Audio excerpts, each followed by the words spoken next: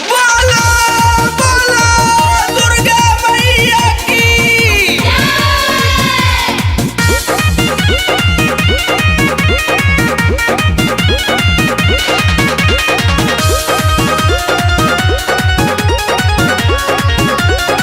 भोले माई के चरण कले पूजा रे चान अभी समर शादी चला पाटू है।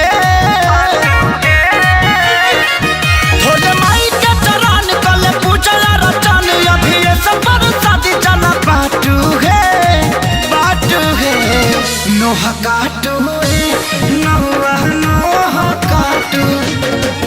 अंगूरी जाने काटू नोह काटू नोह काटू अंगूरी जाने काटू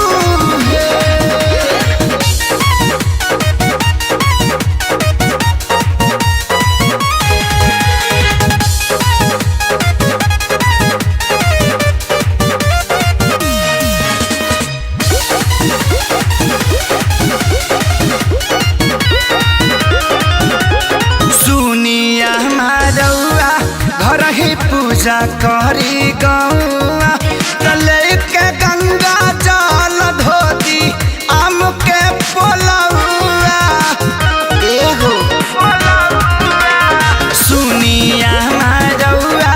घर ही पूजा करी गौआ तले के गंगा जल धोती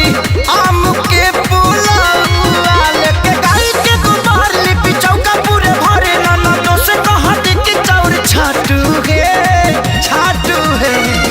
नोह काटू नोह काटू अंगूरी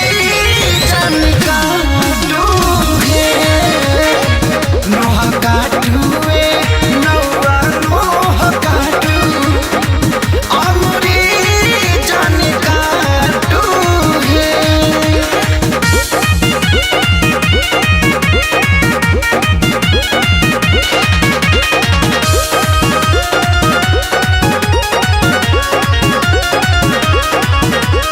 सेवा में ना कमी होखे मैया अइली घरवा जादो जी लैले दूधावा उतारला कराहवा सेवा में ना कमी होखे मैया अइली घरवा जादो जी लैले दूधावा उतारला कराहवा सुन सही रखे सारी गलती करलो ना भारी आ सुनील कमल के डाटू है नोह काटू नोह